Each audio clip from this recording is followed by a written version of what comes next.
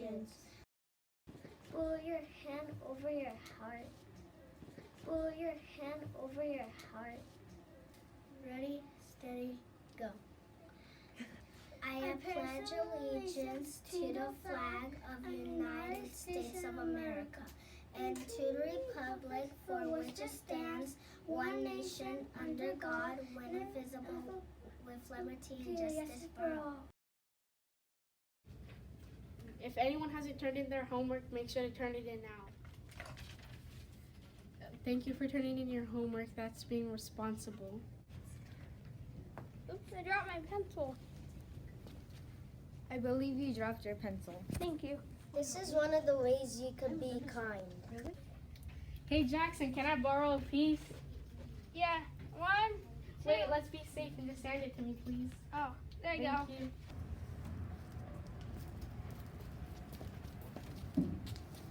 Excuse me, you left your trash.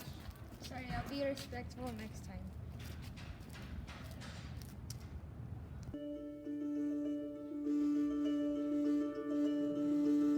Martin Luther King Jr. was a minister and leading activist during the 20th century civil rights movement. He was born Michael Luther King Jr. on January 15, 1929 in Atlanta, and later changed his name to Martin. King grew up steeped in religion and activism.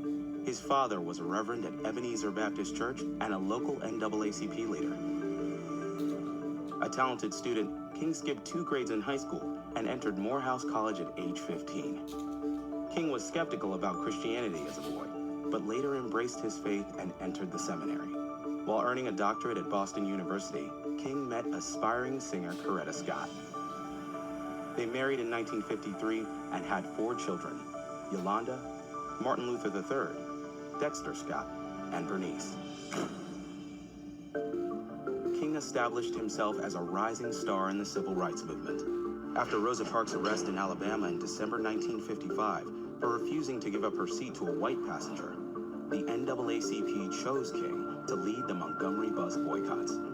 The protests ultimately led to a U.S. Supreme Court decision which outlawed segregation on public buses in Alabama. With civil rights demonstrations emerging all over the country, King helped organize the Southern Christian Leadership Conference to unite them. Inspired by Mahatma Gandhi, King advocated nonviolent protests like boycotts and sit-ins.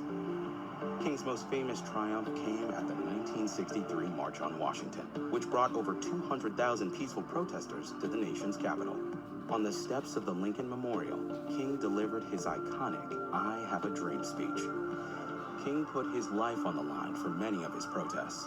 A 1965 march for voting rights in Selma, Alabama, turned violent when police viciously attacked the protesters in a conflict dubbed Bloody Sunday.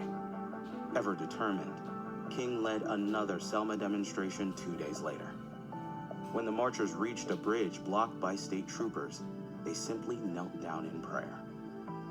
King and other leaders persisted, launching a 3rd march days later under the protection of the Alabama National Guard and other marshals ordered by President Lyndon B. Johnson. The power of King's activism compelled Johnson to sign the Civil Rights Act of 1964 and the Voting Rights Act of 1965. King also won the 1964 Nobel Peace Prize.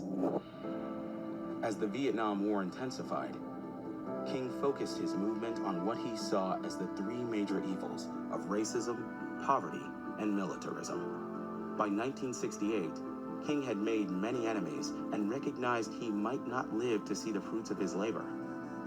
He shared this sentiment in his speech entitled, "I Have Been to the Mountaintop."